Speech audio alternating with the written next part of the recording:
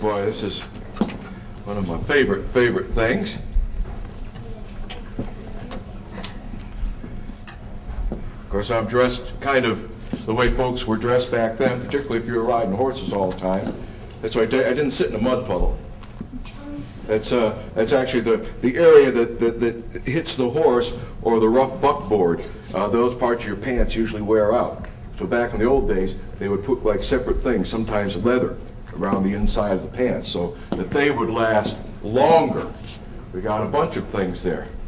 Smedovic is obviously wearing a wonderful gown, one for actually festive events.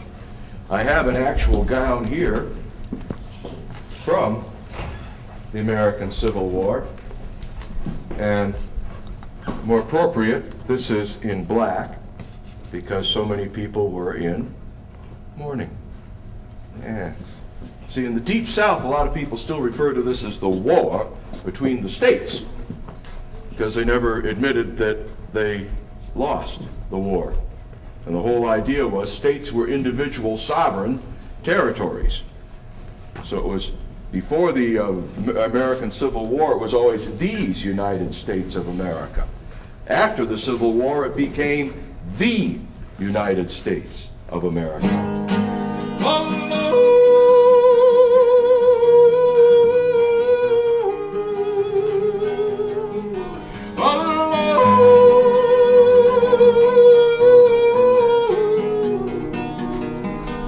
In the 1850s, an old ex-sailorman, he wandered around through the South.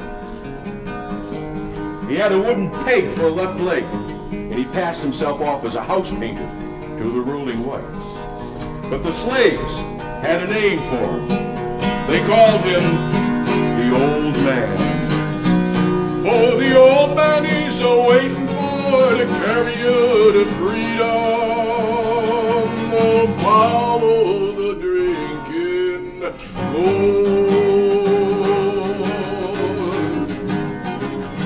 Now at night the old man would join the slaves around the perimeters of the plantations. They'd sing songs and tell stories together.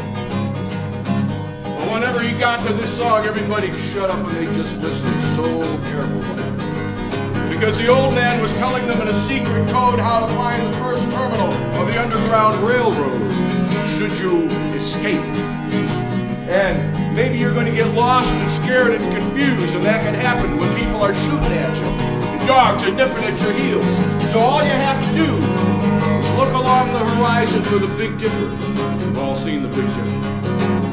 The outside edge of the Big Dipper, they're called the pointer stars because they always point to the same place any time of night, any time of year. They point to another star called Polaris, which is also called the North Star. So what the old man is doing is telling you to follow that drinking pool. When the sun comes up and the first quail calls, oh, follow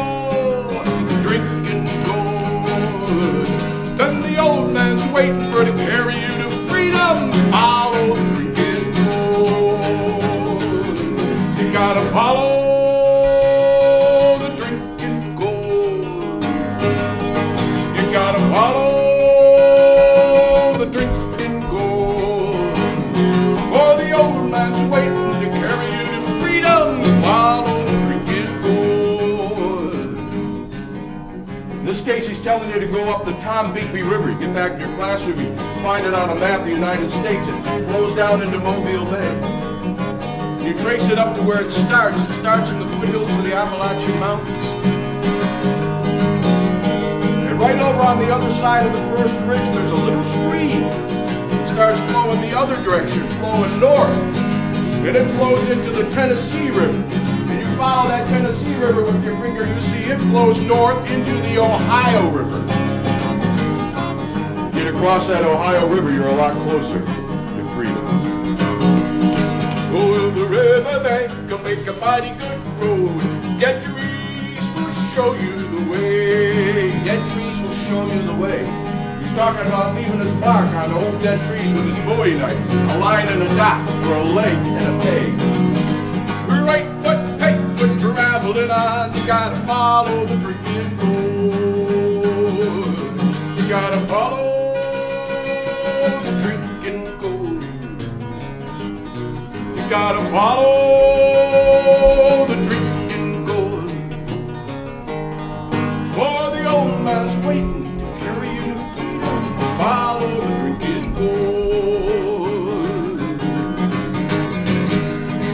Oh, well, the river ends between two hills, so follow the drinking gold. But there's another river on the other side, so follow the drinking gold. You gotta follow the drinking gold. You gotta follow the drinking gold. Oh, the old man's waiting to carry you to freedom. Follow the drinking gold. Follow, follow, follow the drinking gold. You follow that drinking gold. By the way, that yodel, it's called a slave yodel. There's a fellow called Frederick Olmsted that researched that. American slaves had a way of communicating through the forest. Folks have forgotten about now.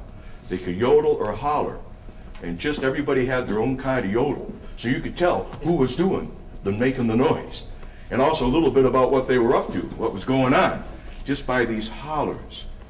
Slavery. Whew. Nasty, nasty thing, and boy, oh boy, we're still suffering for it, aren't we? Slavery. Yes, sir.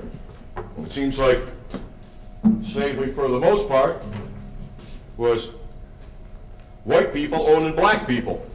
Yep. Yep. Although, not really. No, not really at all. In this country, it was. But yeah, you go down to the Caribbean, you could find black people that owned white people. Or you could find blacks that owned blacks and whites that owned white.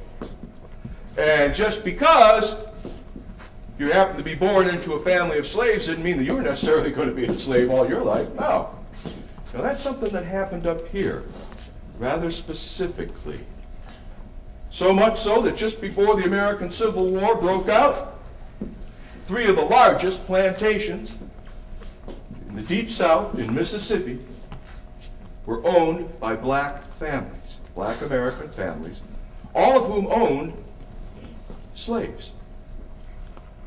Or the first Confederate soldiers for the South to fire on the Yankee soldiers from the North in the town of New Orleans were black Confederate soldiers who all owned slaves.